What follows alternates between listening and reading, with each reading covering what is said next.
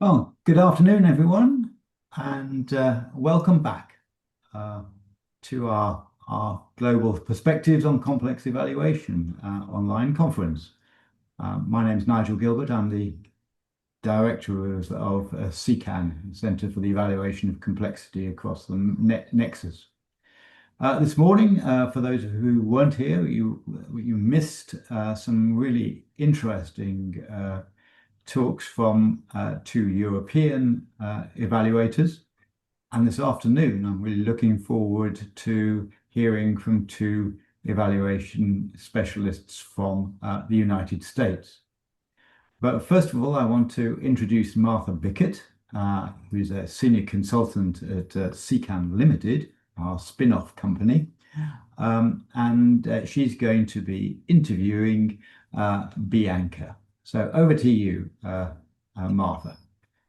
Thank you very much, Nigel. Welcome back, everyone. I hope you all had a good lunch. And for those of you joining this heat wave in Europe today, I do hope that enjoying is the operative word, but I suspect it might not be. So I hope you're all staying safe and cool. So I have the pleasure of introducing and speaking with Professor Bianca Montrosse-Moorhead today. Bianca is Professor of Research Methods, Measurement and Evaluation in the NEAG School of Education at the University of Connecticut in the USA. Bianca's work spans evaluation methodology, theory, and practice, with a strong focus on capacity building and supporting emerging evaluators, which you can see from her previous roles as chair of Eval Youth and vice chair of the International Society for Evaluation Education. Bianca also has extensive practical experience leading evaluations of a range of different scales and complexity. And since 2023, she's served as the co-editor-in-chief of New Directions for Evaluation. So Bianca, we're really delighted to have you here. Thank you so much for joining us today. Yeah, thank you Um, so much for the invitation. yeah. Um, we've had a couple of different routes into evaluation already this morning, and I'm interested in adding yours to that picture. So I'm going to kick off by asking, how did you first get into evaluation? Yeah, this is I think a good question for anyone who's in the field because yeah, everyone's path is varied. So mine, interestingly enough, started in university many years ago, and I was in an undergraduate psychology major. And I was working for helping to do research for a developmental psychologist looking at early child's readiness to like go into kindergarten and stuff like that. And I loved doing the research. I loved interacting with people. What I didn't love was I felt like I was disconnected. Like we'd go in, we collect the data, and then we'd just like go back to our lab, and then we'd write all our papers and stuff like that. And so I was talking to one of the faculty members about this and said, I really like doing research, but I don't know that this is the type. And they said, there's a class called community psychology being offered next semester. Maybe you should take it. And it turned out to be an evaluation class. And so that was my first like, oh, there's this thing called evaluation. And so I really liked it, but I'd had very limited experience at that point. And so I decided I'd pursue a master's. And I figured if I liked evaluation as much as I thought I was gonna like it, like I could, that's great. I was like on the right path. And if I didn't, I figured I would pick up some useful skills that might be useful for whatever I would, wherever I would go. And so anyways, it's luck would have it. I landed at Claremont Graduate University, which is certainly in the States, one of the places that has a long history of training evaluators and a very good program. And that was completely by chance. I don't know, the stars sort of moved me there, but and that was it. And that's how I fell into it and fell in love with it, and been doing it ever since. So yeah. Lovely, thank you. I love that. I have it. We had a very special colleague, Downey Hills, who's not with us anymore, but she'd talk a lot about the difference between research and evaluation. But this is the first time that I've perceived it in that way when you sort of said that you wanted to be in it and not disconnected from it. And it's that way of thinking about evaluation as the immersive experience, the surround sound. I Mhm. like that. Yeah, Um, yeah. all right, so moving from your own experience to the wider context, for those of us who are looking in from the outside, how would you characterize the evaluation landscape in the US? Are there any sort of underlying incentives or pressures driving evaluation, and how does that shape practice there? Yeah. So, at the risk of overusing this word, I'm going to say the evaluation landscape in the U.S. is complex and varied. So we can sort of trace, formal evaluation getting institutionalized in this country back to the 1960s, and I can sort of tell that story if folks are interested. But what you sort of see happen at that point is it starts actually at the federal level and it starts to get institutionalized. And then that sort of trickles down into other areas, right? So then you see it popping up at the state level, and then at the local level. You also then see it start to branch out in terms of, folks do evaluation where they work with businesses, like for-profit businesses. There are other folks who only work in the nonprofit space. Foundations started commissioning evaluations and things like that. Um, that's I think part of the what is I think interesting and also hard about the U.S. context. And then there's sort of layers to that, right? So, um, for instance, certain pocket at the federal level. So let me also say, most of my work has been at the federal evaluation level. I've done some work with states, and just a little bit of work early on in my career in public health, doing public health evaluations, actually for a big insurance company. So there you go. And also the judicial system, because there are programs actually that the judicial system runs in this country. And so, again, early on, I was sort of trying to figure out where I was going to land. So, but going back to the federal level, different agencies, which I think you all might call ministries. I'm trying to sort of think about what the language translation is. So they all have different expectations and different sets of rules, and so unlike some places, like I know you all have the Magenta book, right? And you've sort of got that, and then you've got supplementary stuff. We do not have sort of a centralized, this is what about, and so when you're doing evaluation at the federal level, you have to learn the unique evaluation cultures of each of these agencies to then understand both what it is that they have in their mind when they say evaluation, because they have different things in their mind, but also if you can see that they maybe need something different than what the norm is, then you have to understand that culture to be able to ask questions in the way that people can hear you, and you start to kind of, I like to say, gently nudge on those places, right? Um, so yeah, and there's lots of other ways I could sort of talk about the nuance of that. The other thing that I think is tied to the American context is, our country is very much based on free market principles, and this shows up in all kinds of ways. Um, and I also think it shows up in the evaluation context in the States. And I don't know that we talk about that. I mean, I have written about evaluation being a profession. I have very strong and thoughtful views on what I think we need to do and all that. But at the end of the day, at least in the States, someone is commissioning it and someone is paying for this, and there's a market element to that. And so that I think is a tension that definitely comes up for me in the work. So I'll stop there. There's That's maybe good. a lot to dig in.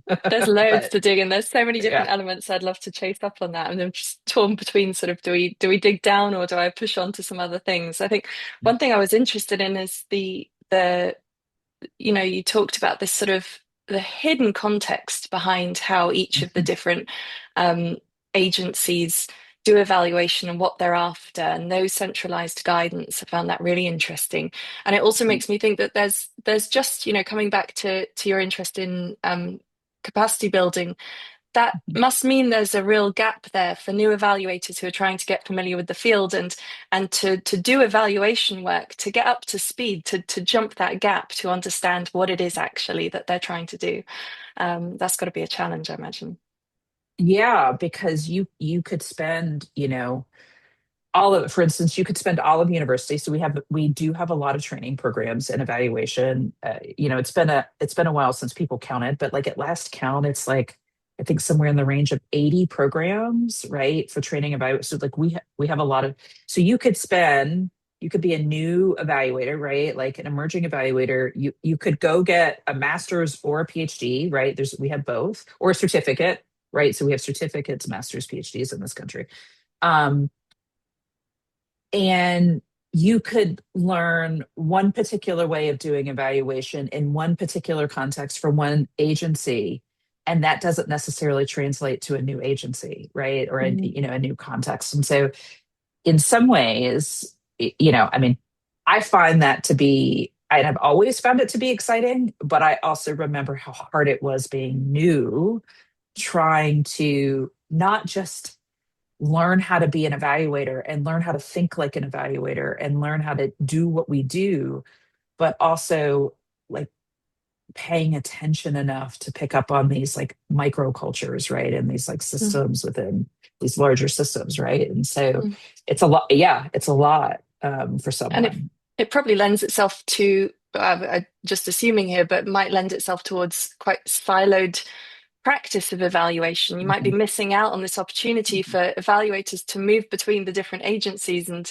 that sort of that flow of knowledge and understanding and practice. So that's And an even the unwritten rules, right? So like how you write an evaluation section for the National Science Foundation is different than you write an evaluation section for the Department of Health and Human Services, is different than you write, so like all of these like it's in the university we talk a lot about the idea of they call it the hidden curriculum, and it's like all these unwritten rules and norms that it's the thing that students who are attending college for the first time, it's one of the challenges they face. There's just these unwritten norms and rules that they don't understand, and so they're trying to do good and they're trying to do well, and they're also trying to pick up on all of this stuff, right? And so it's in some ways like similar, right? There's just these unwritten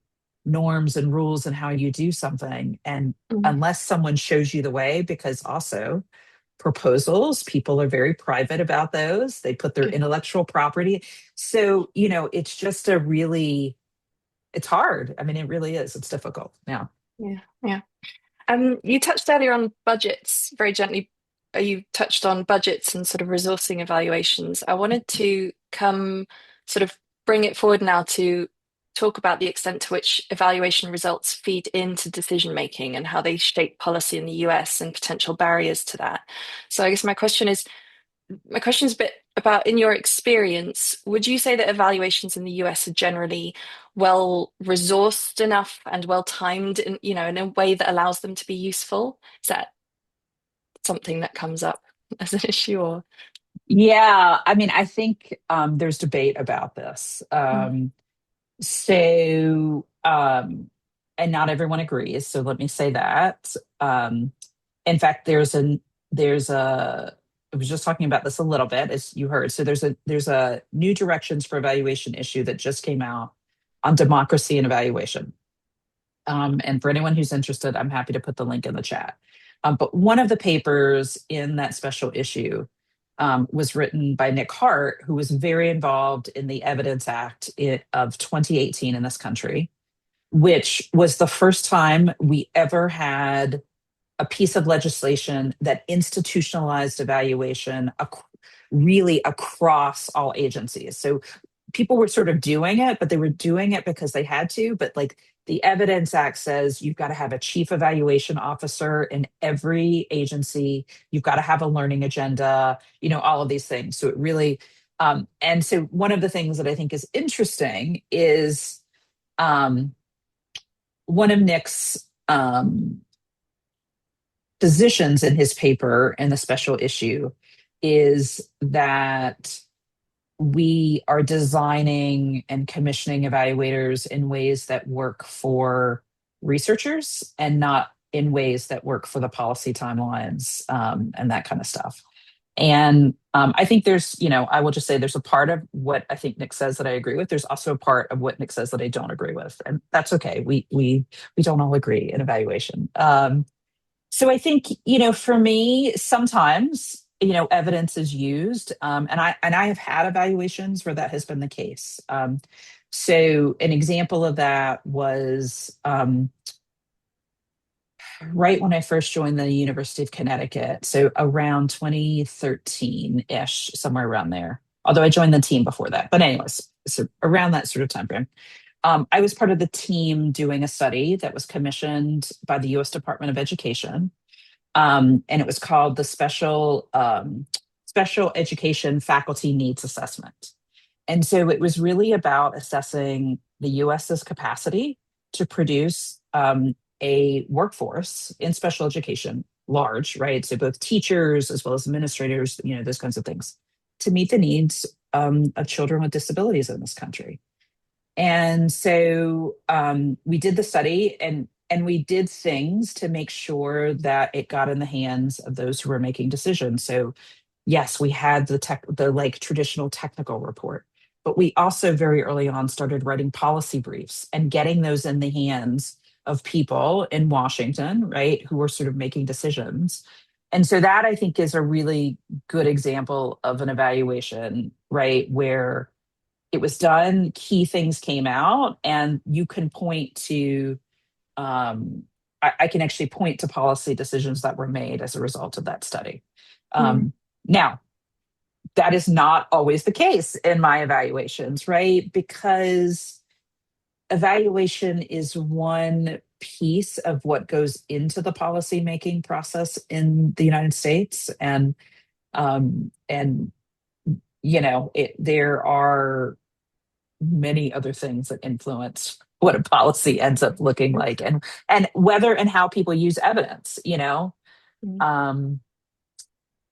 Yeah. So, and I do think we do have studies that suggest even when the evidence is available, not everyone uses it. Like there was we have um, a group called the Government Accountability Office in the United States, and they're basically an internal evaluation unit for the federal government. And so they'll do studies commissioned by legislators and policymakers and things like that. But they also do studies. And so I remember it was probably 2023, maybe.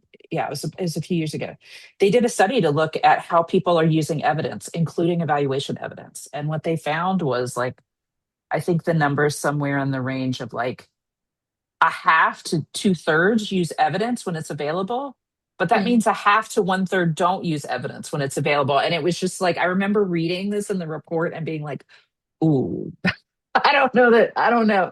And so, anyways, yeah. So, yeah, I'll stop there. Things to work with. Yeah, absolutely. Yeah.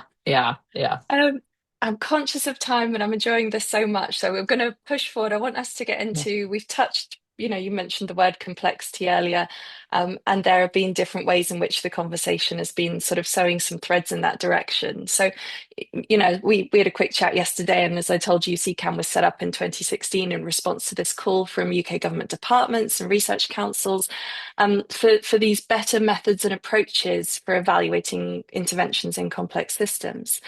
And I think 10 years on, we've come a long way, but I have a sense that how much people care about complexity still varies so much from team to team and by government department and depending on the discipline that you're joining from.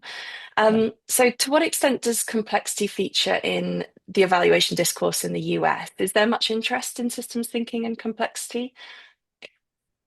Yeah. So I feel like I'm going to give a very evaluator answer, which is it depends. I've tried to sort of lay out that the landscape has a lot of actors in it. So I think when you look at certain places, you see it much more. It's much more visible. So like foundations, I think, are very aware of complexity and approaches that are sort of grounded in that, both complexity and systems, I will say, right? So, and systems thinking stuff. So, I think they're used to thinking this way. I think they're used to funding, right? They're interested in funding work that sort of leads to change within complex systems and, those kinds of things.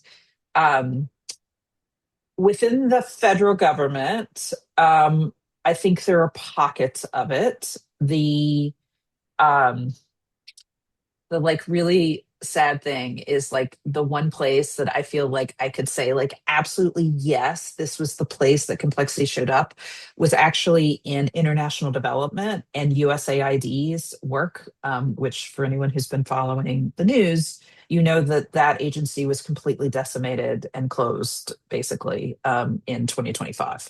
So that meant the one place, they had like complexity aware monitoring guidance. Like they were trying to start to build this sort of momentum, right, and serve as an example from inside of how to do this work. And then they got cut, and it's had all kinds of effects. And so so that was sad, right, for us and for lots of reasons. And so, but you also see it like in pockets. So like the National Science Foundation actually requires evaluate for any proposal that they fund, they require an evaluation be done. And this makes sense. Like they take very seriously the idea that taxpayer money should be used thoughtfully and responsibly and that kind of stuff. And so that's part of it. And I won't say that all of the agency sort of thinks about complexity or complex systems approaches, but there are pockets, again, that you can sort of find. And so one very clear example is this is a program that was started, I want to say 3 to 4 years ago. So it's a new program, and it's called the Regional Innovation Engines Program. And basically what this does is it funds what they call innovation ecosystems across the United States. And the idea is complex systems change. I mean, that is absolutely the way to describe it. And so the evaluators who are working on that work, right, will tell you that they're using those methods, right? I also think that people have a different tolerance for these kinds of approaches, because the other thing you deal with in this country is that the experimentalist what works frame is very, very dominant. And so there's a tension there, right? Because that comes with a very different set of assumptions about how the world works, what we can do, can we isolate things and manipulate stuff and those kinds of things. And so and that is strong, and that has been in this country really. I mean, I think it took hold in 2001 and has just continued to ramp up since then. And we still see lots of calls for when you're doing work, it's like, okay. And so even if you don't do, for instance, an experimentalist, what works, like people will say, okay, but is this going to give us the evidence or what we need to like eventually get there, right? So it sort of pops up in these like overt and not so overt ways, I guess. Yeah. No, the challenge is very real, and I sympathize with you. I think those methods have great use in certain situations, and when we're dealing with complexity, they're useful for answering a very specific question. Is that the right question? Probably That's not. Right. That's right. That's right. Yeah. That's right. Yeah. Yeah. Or I often say, is that the only question we care about? Yeah. Because I don't want to. I mean, I get it. People want to know, and and we're using taxpayer money. So, like again, many of the so like there is a responsibility piece there. I get it, but it's like I don't think this is the only question we care about. Yeah. Right. Yeah. Yeah. All right. Well, Paul has appeared on our screens in perfect timing. Paul, over to you. Well, we pause at this sort of time marker to just invite those who are online. There's 20 or 30 people online at the moment to have a think for a minute. This morning we had to give them a minute to thinking time, Bianca, to That's great. put their heads together. Yeah. So we stop talking at you. Folks, if you want to drop an observation or a question into the Q&A section, then we'll float those for Bianca.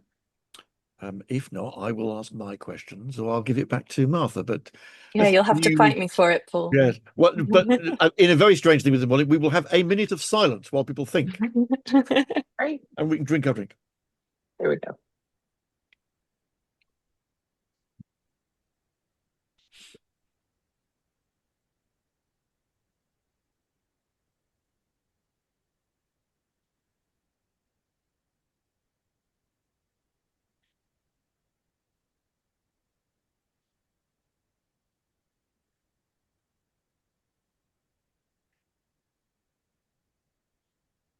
Should have brought my egg timers out.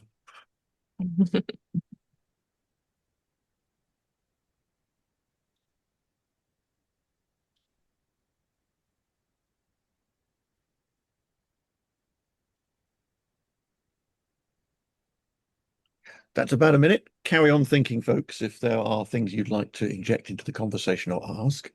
Before I let Martha have 25 more questions, I do have one from that opening, Bianca. In this tension between, how much. Oh well, no. Let's have somebody else then, rather than give way to those. Emma, come along with your question, please. Pop yourself on. There we go. Yeah, I keep forgetting there's I'll save my one. Whenever I put it in the chat, I forget that there's an alternative, which is this. But I was just wondering, Bianca, what you mentioned about experimentalist approaches. I have ideas, but if you could clear up what you were meaning. Yeah, I appreciate that. Thank you so much. You always remind me that sometimes we speak in code and shorthand, and then we think everyone thinks about it the same way. So I appreciate that. Among some agencies, when they talk about experimentalists, they are meaning very specific things. A randomized control trial, or specific quasi-experimental designs. And they sort of have looked at all the types that fall under experimental designs and have identified those that they believe get closest to approximating what you would get from an RCT. So the RCT is I'm sure you've heard this, is like the gold standard. And then, if you can't do that, then you have this small set of designs. So like a regression discontinuity design, for instance, right? So that's what I mean by that. And hopefully that helps. Yeah. Good. If nobody else jumps in, Bianca, the extremes you painted of some examples of what you might call complexity blind policymaking, where for reasons people argue that we want to be efficient with taxpayers' money, we want to make policy on a decision of a principle, so we're going to cut all this stuff, versus complexity paralysis, where I've certainly seen government policymakers do so much in-depth analysis of the system that they become the minister is completely paralyzed by the complexity of the arguments. How do you, in your context, find the way through that, if you like, to find the sweet spot for particular evaluation between overwhelming people with the complexity and ignoring too much of it? How do you think about that? Yeah. So I think there's two things I'd say in response to that. One is it's not always in my control, as much as I wish it was, and as much as I have expertise to offer and those kinds of things. I mean, I have had situations where people have sort of come and said, "I want a what works question." Right. I want you to design a study that tells us whether or not this is a good investment. Right. And I'll say, okay, but, do you care about other questions, right? Do you care about, is it working equally well for everybody? Do you care about what might be contributing to it working well, and all that kind of stuff? How long might it work for? It might Right. work How 2 years, but long? not for Right. 20 years. Exactly. Yeah. Like all of those things. And they'll be like, sometimes they'll be like, yes. And then you're like, okay, well then I have to design, like going back to the question of like what it cost, right? And so and so sometimes they're like, yes, it's worth it to add additional costs to be able to do that. And sometimes they're like, no, we can't. Just tell me if it works or not. Which is funny because then I come back with whatever the answer, which is never clean. It's never a yes, no, Yeah. right? And then they're like, but, and I'm like, I agree with you. I think these are important questions. It's, so you try to educate people. I mean, this is where I do think having a history and a long relationship with particular funding agencies are helpful, because it's not just that one conversation, it's that ongoing conversation. So even if you don't make progress at this point, once they sort of like sometimes they don't, even though you explain it to them, right? Like there's a difference between knowing and experiencing. And I'm often reminded of this in all kinds of ways. And I think sometimes going through the experience of really understanding what it means to not be able to answer a question that's important then helps open the door for other questions, right? And other ways. So anyway, so not always my choice, but I try to push when I can. Yeah. I also don't shy away from the simplicity, and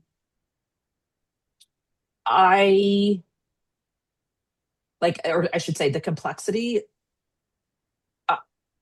And I have said things like, I think we are a group, like having worked with you in planning this and scoping this out and sort of, like I know we can hold multiple things in our mind at one time. And sometimes I think I just try to think about the framing of it in a way that helps people sit with it. I'm not always successful, but it is that kind of thing that is much more at the front of my mind in those circumstances. Yeah. Raising the issue that in complex situations, it's not always about solving the problem. It is unsolvable. Whichever decision you make, that's right. You are still going to have these sets of complexities influencing what actually happens. That's right. That's right. I will come back to you, Martha, but Dorothy Lux down in Australia has come on. So Dorothy, do jump back on the screen and bring us. Dorothy's down in Australia somewhere. It's getting later in the day down there. Hi, Bianca. Good to speak to you. you. You too. Nice to see you. Yeah. Always interesting to hear you speak, Bianca. We're watching from the rest of the world at what's happening in the US, and maybe this is a bit of a sensitive question, but I'd be interested in your thoughts, given the shifts in the policy environment at the moment. What's the evaluation sector doing about that? That all of a sudden the policy environment, you mentioned that evidence is partly considered. Is that declining, or is this just a momentary blip? Because what we're finding in Australia, I think, and somewhat in Europe, the institutional environment is continuing to maintain a focus on evidence-based policy making. But it doesn't seem like that's the case so much in the US. So what's your take on that, and what can be done? Yeah, that is a good question. So I'll share what I see from where I sit. So one of the things I've been trying to figure out for myself in the current landscape is, we've always had, but our presidents have always had the discretion to make policy decisions in the ways that they want to make them, and shape how their values and their priorities get implemented. And so, I was not around, or but like Nixon, right? So when I hear my parents talk about the Nixon administration, there are elements of our current day that remind me of what I hear them sort of say, and that kind of stuff. And so part of what I'm trying to disentangle for myself is what part of this is the sort of normal changes we sort of see, presidents make, and then everything shifts, right? Like No Child Left Behind of 2001 was another big shift. Like all of a sudden we have mass testing across this country on a scale we've never seen before, right? So like we have this, but I do think there's parts of what is happening today that are very different. And my sense is there's multiple things going on. So I do think there are people within the institutions who are holding on to evidence, who do believe that evidence is important, and are trying to do what they can in a very, very difficult situation. I also think we see instances of the courts, the judicial system, actually pushing back on some of these policies. Now, is it across the board? No. But we do see evidence of this, right? Which then curtails some of what we see. What I think many of us don't know, but we have an inkling of, is that even with the people inside trying to hold things together as much as they can, and the courts pushing back and those kinds of things, I do think there's a level of damage that's been done across the system that I don't think is just easily fixed or solvable with just the election of a new You can't just person. swing it back. It's Right. more. Like it's more than that. I mean, you can't dismantle USAID and then get a new election and then get everything up and running again. I mean, it is decades.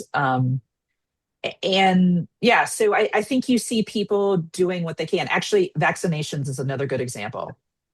The panel that recommends the what childhood vaccination should be is politically appointed. They came out with a statement that basically, the Association of Pediatricians and the American Medical Association said, we don't think that's right, and we don't think it follows the evidence. And so, I think people, for the most part, are again trying to do what they can, where they can.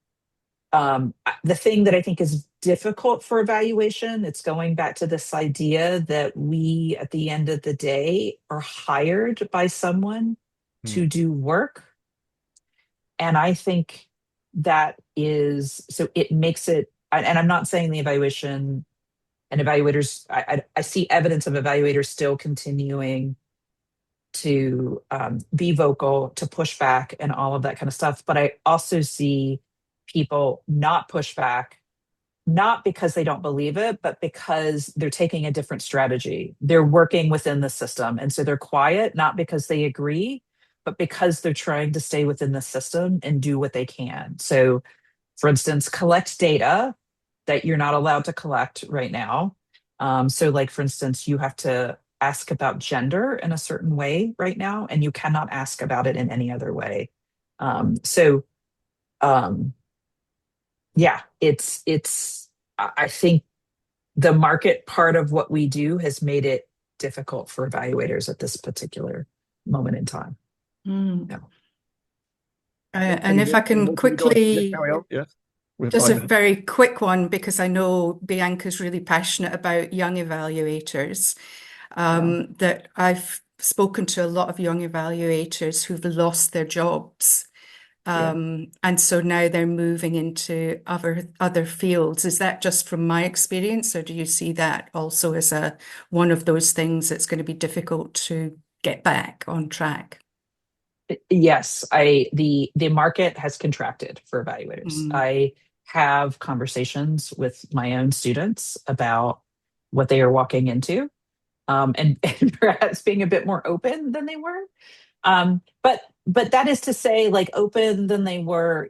Some of them may have wanted to, go to a big research or evaluation firm and work on some of these big, projects and contracts. At the federal level, there is the money has sort of dried up, right? Not dried up, but it's shrank considerably. But not necessarily at the state level, not necessarily at the foundation level, and that kind of stuff. And so that's what I mean, is sort of like, maybe you're going to go into a different area and sector than you thought you were.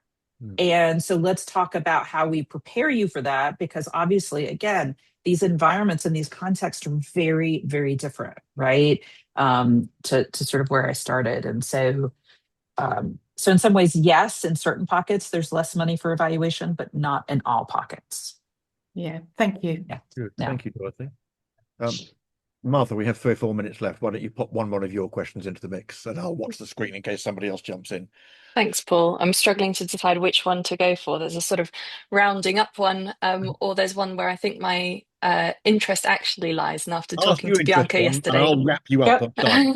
There you go. Let's do that one. It's the one that I'm interested in. We'll see how it lands.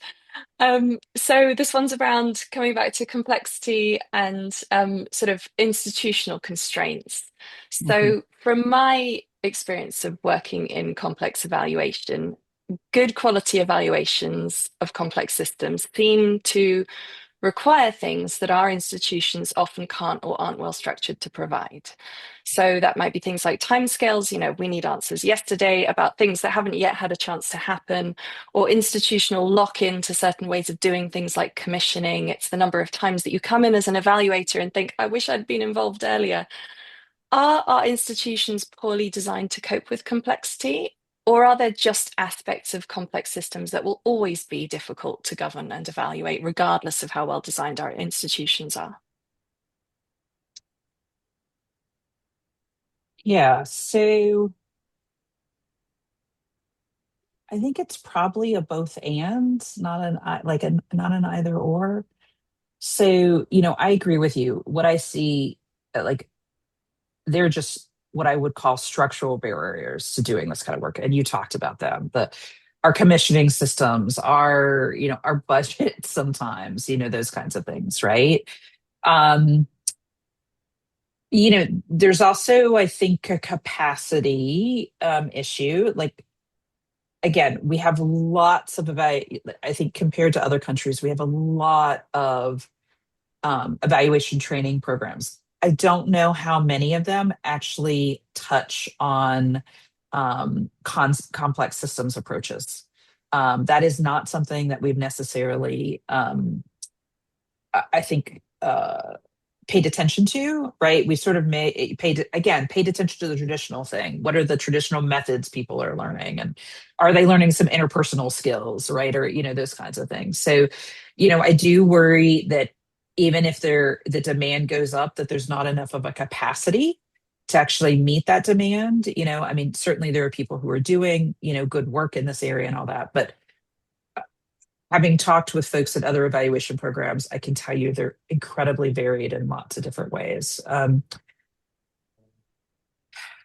also think my own experience is, going back to something Paul said earlier, when you've got elements of something that just can't be known on the scale that you want to know it, or that are still going to come, it's not like you're solving something, right? Like they're still going to come with questions or those kinds of, people get nervous about that. And I think it's because our orientation is like solution, and it's like problem, solution, fix it, move on, right? Yeah. And I think it's just, people have a hard time sitting there, right? And so that's where I think the interpersonal piece comes in.